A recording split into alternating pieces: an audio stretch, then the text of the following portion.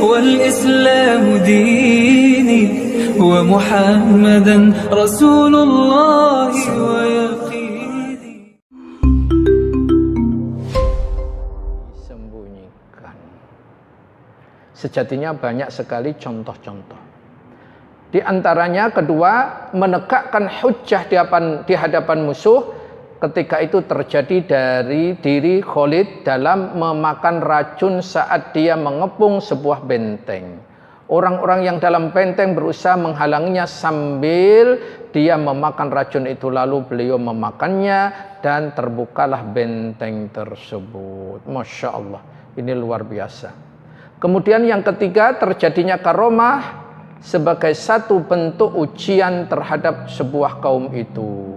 Apakah ujian itu dengan karomah ini ia bersyukur atau justru ia adalah ujub atau sombong dan tidak istiqomah. Awalnya karena ibadah yang begitu istiqomah, keimanan yang begitu kokoh, maka Allah akan muliakan, Allah akan berikan karomah tadi. Tapi setelah mendapatkan kemuliaan ini, apakah ia bersyukur? Kalau bersyukur semakin naik. Tapi apakah ia ujub? Kalau ujub berarti ia jatuh dan tidak istiqomah. Jadi kalau begitu, untuk meraihnya gimana? Tingkatkan nilai ketakwaan kita kepada Allah dengan iman yang kokoh, mengamalkan amalan-amalan baik yang wajib maupun yang sunnah. Kalau yang wajib pasti saya akan ambil satu pendapat Al-Imam Asy-Syafi'i rahimahumullah.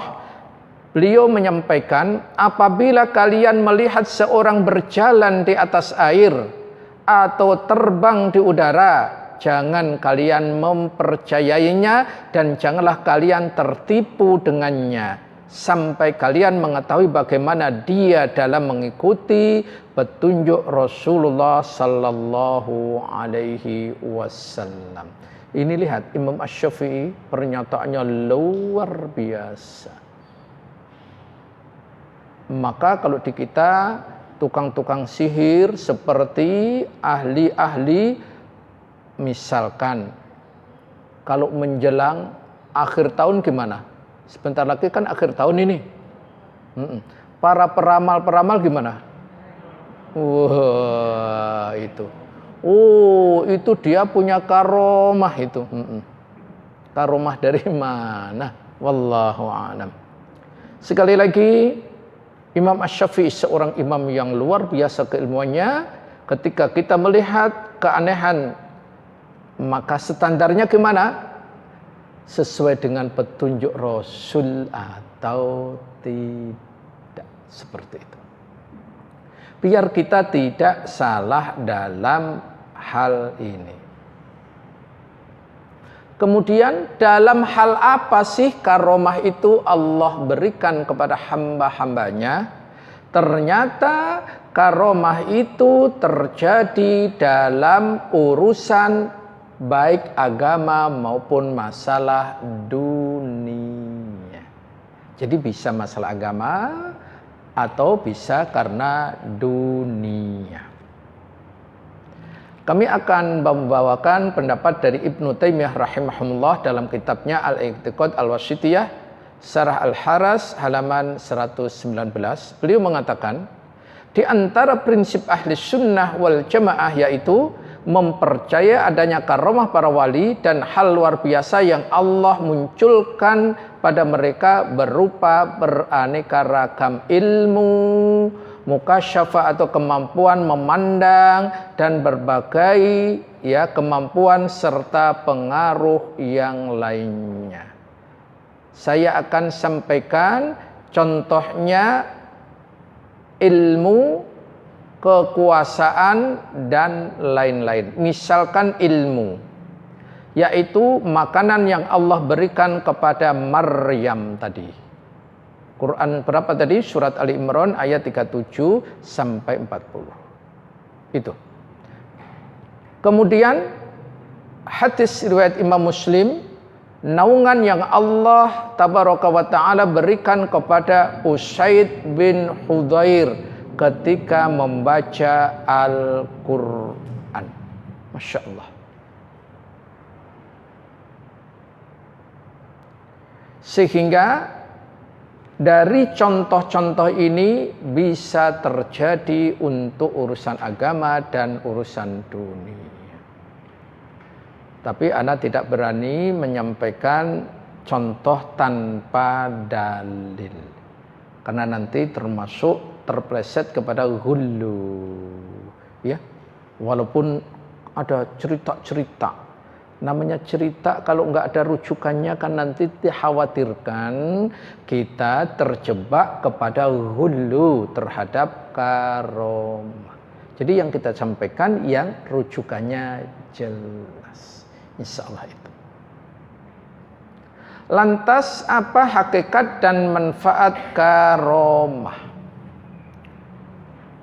Ada 3 hal yang menjadi faedah atau manfaat hakikat dari karomah. Pertama, yang paling besar yaitu menunjukkan tentang kesempurnaan Allah tabaraka wa ta'ala dan kehendaknya. Sebab dengan ia menentukan syariat, kemudian diamalkan oleh hamba-hambanya dengan iman dan istiqomah, maka hamba itu akan mendapatkan kemuliaan yang disebut dengan karomah. Itu.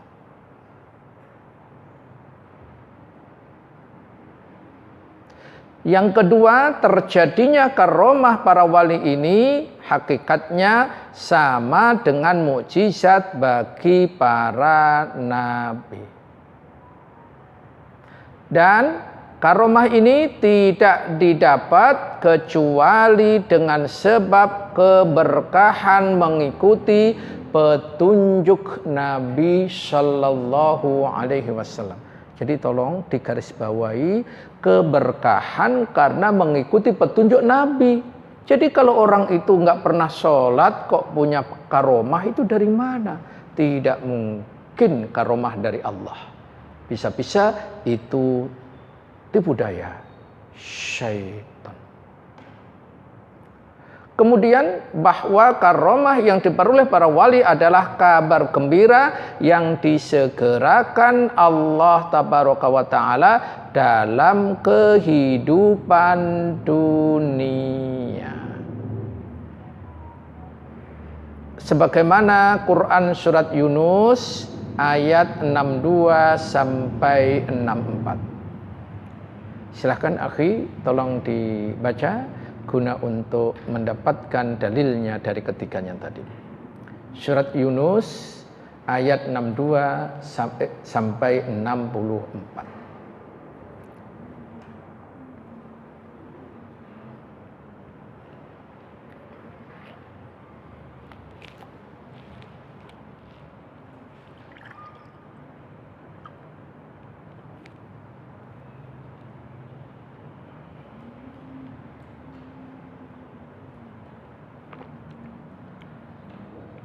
Iya, 62 sampai 64.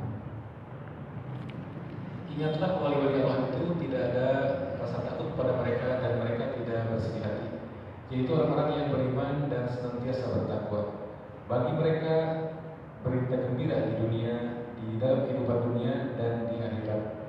Tidak ada perubahan bagi janji-janji Allah. Demikian itu adalah kemenangan yang agung. Iya, perhatikan.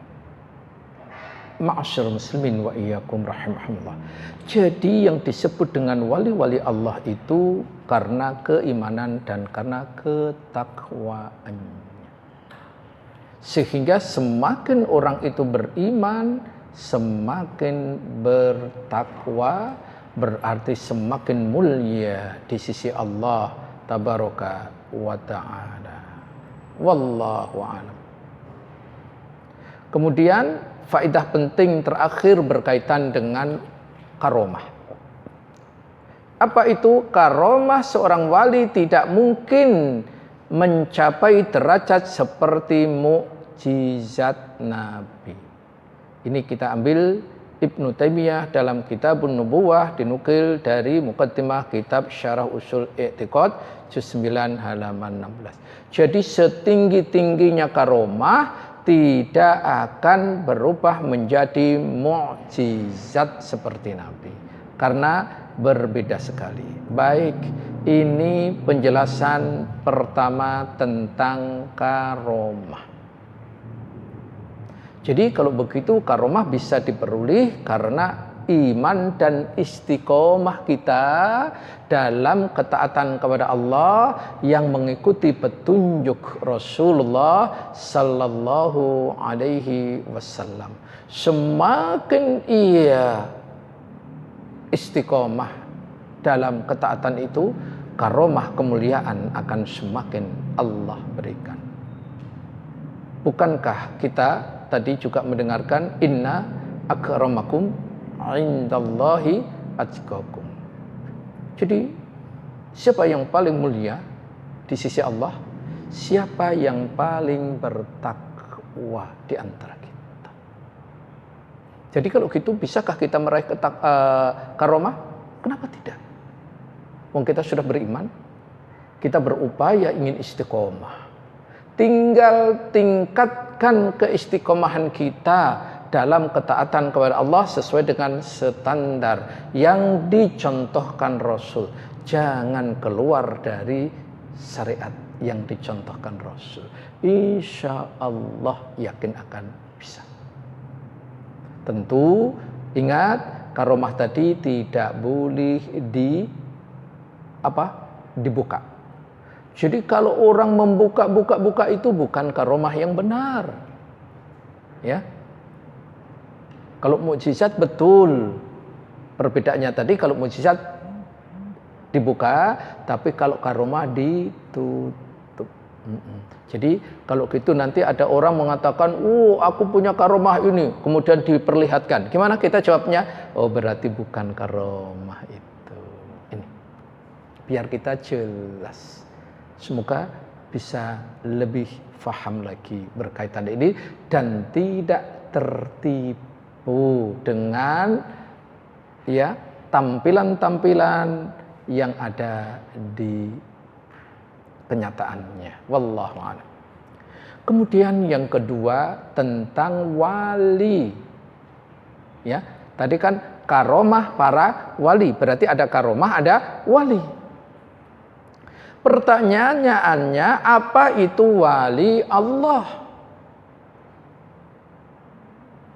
Secara bahasa, wali berarti al-qarib, yang berarti dekat.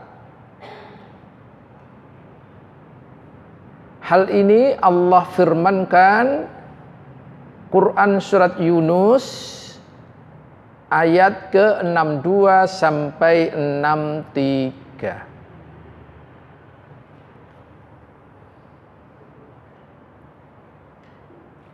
Iya, silahkan dibaca. Ingatlah wali-wali Allah itu tidak ada rasa takut pada mereka dan mereka tidak bersedih hati, yaitu orang-orang yang beriman dan senantiasa bertakwa. Iya. Jadi dari ayat di atas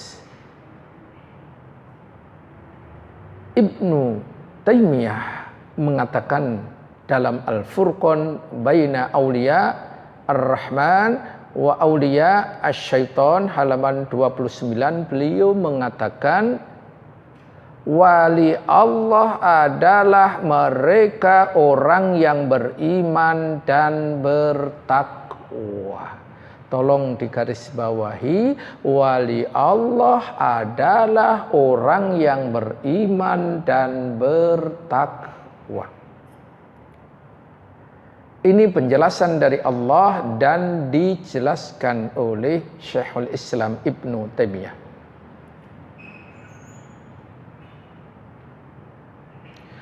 Kemudian ada yang mengatakan yang namanya wali Allah adalah kullu mu'min, setiap orang beriman dan bertakwa selain dari Nabi. Minhajus Sunnah juz 7 halaman 28. Juga Fatawa Muhimmah lil Ulum wal Ummah karya Syekh Abdul Aziz bin Baz halaman 84. Jadi kalau gitu setiap orang yang beriman dan bertakwa selain dari Nabi. Karena kalau Nabi bukan wali di atasnya. Ya, Nabi sekali lagi tidak, akan tetapi ini adalah wali, yaitu orang-orang yang beriman.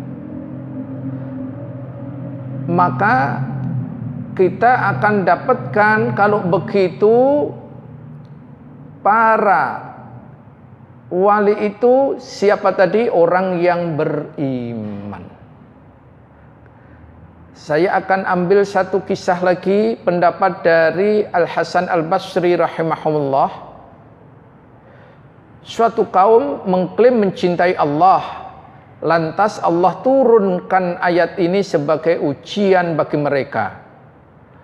Allah sungguh telah menjelaskan dalam ayat di atas tadi, barang siapa yang mengikuti Rasulullah sallallahu alaihi wasallam, Allah akan mencintainya. Namun siapa yang mengklaim mencintai Allah tapi tidak mengikuti beliau, berarti tidak termasuk wali Allah. Betapa banyak orang yang menyangka dirinya sebagai wali Allah, tetapi kenyataannya mereka bukan walinya. Ini bisa dilihat kisahnya. Contoh misalkan Yahudi dan Nasrani mengklaim mereka adalah wali Allah, yang masuk surga hanya dari golongan mereka. Mengaku bahwa mereka adalah anak Allah dan kekasihnya. Lebih hebat lagi, kalau umat Islam mencintai Allah betul, tapi Yahudi dan Nasrani mengklaim lebih hebat lagi, karena merupakan anak Allah. Siapa yang menjadi anak Allah? Kemarin sudah kita sampaikan. Masih ingat ayatnya? Mudah-mudahan masih. Kalau disebutin ayat itu langsung bingung gitu ya. Ayo, Yahudi dan Nasrani mengatakan ada anak Allah. Surat berapa, ayat berapa kemarin? Ya.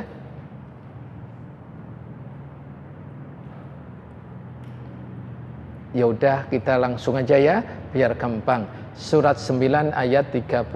Padahal diulang-ulang, dicatat gitu. Lah tapi catatannya setiap hari berbeda masalahnya gitu loh.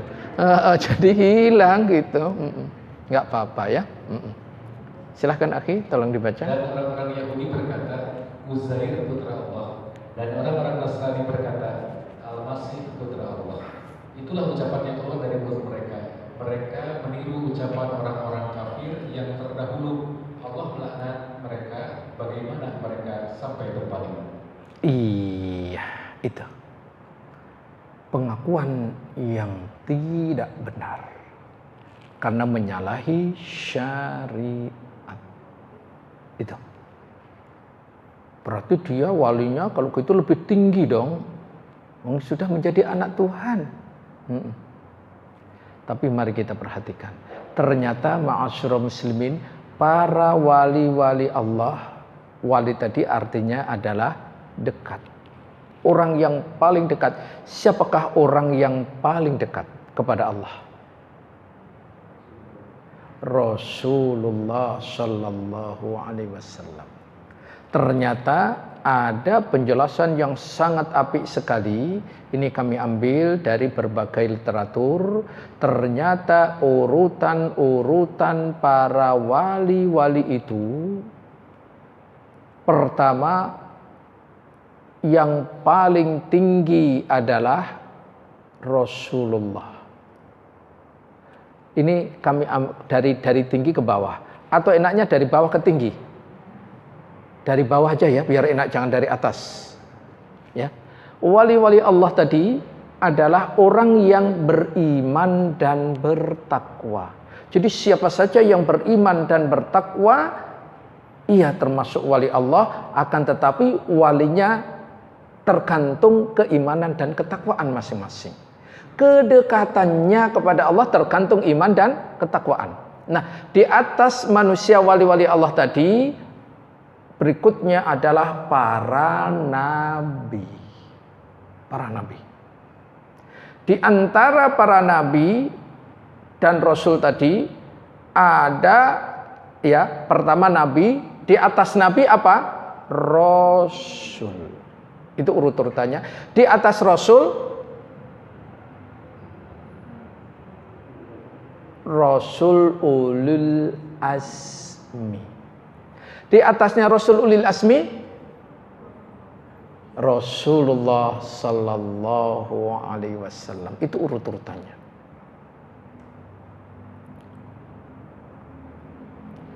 Jadi siapa saja orang yang beriman dan istiqomah dalam keimanannya, bertakwa kepada Allah, semakin dekat dengan Allah, berarti ia wali Allah. Di atasnya adalah seluruh para nabi.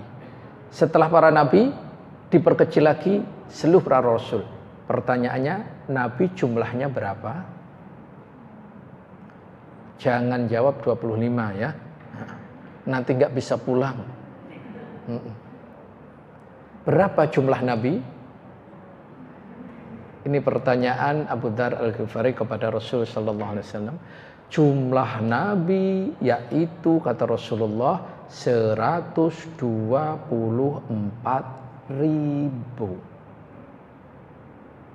Banyak sekali. Ya. Di kitab itu coba dilihat nanti bab iman kepada Rasul, di situ disebutkan 124.000. Jadi ini. Di atasnya para rasul itu Rasul menyampaikan di hadis, di antaranya ada 315, ada 313 di hadisnya. Itu jumlah nabi, jumlah rasul. Di atasnya rasul itu ada namanya Rasul ulul azmi. Jumlahnya berapa? 6 atau 5? 6 atau 7? 6. Yang 6 belum boleh pulang. Yaitu 5. Siapakah 5 itu? Disingkat aja biar gampang. N-I-N-I-M, Nimim. N-I-N-I-M. Nuh, Ibrahim, Musa, Isa, Muhammad. Itu. Biar mudah aja. Kemudian di antara 5 ini siapa yang paling tinggi? Rasulullah sallallahu alaihi wasallam. Masya Allah. Itu. Jadi kalau begitu kita mempunyai panutan yang nomor wahid, kecintaannya, ketinggian derajatnya di sisi Allah Subhanahu wa ta'ala. Sehingga dengan demikian kita wajib mengikuti petunjuk manusia yang paling tinggi derajatnya di sisi Allah. Siapakah beliau? Rasulullah sallallahu alaihi wasallam. Itu. Berkaitan dengan orang yang beriman itu menjadi wali-wali Allah, itu sangat banyak sekali ayat. Di antaranya saya sebutkan, kalau para nabi pastilah ya, ini orang yang beriman. Tadi yang pertama kan siapa para wali Allah tadi? Orang yang beriman. Di antaranya surat Muhammad ayat ke-11.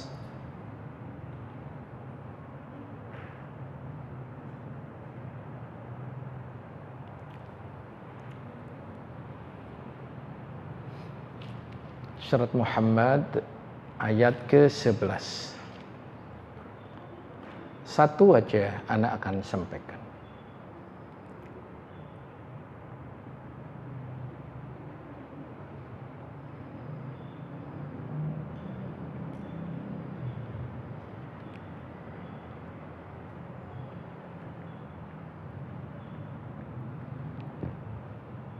Silakan, oke. Belum. Surat Muhammad surat 47. ayat ke-11.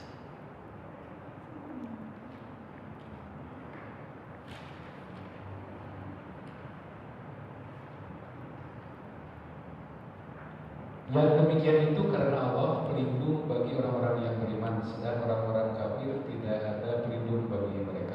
Iya, dzalika bi annallaha maulal ladzina amanu. Maula, wali Allah, pelindung. Itu. Masya Allah. Maka bersyukurlah kepada Allah. Allah memberikan keimanan kepada kita. Semoga ini terus Allah berikan bimbingan kepada kita. Insya Allah.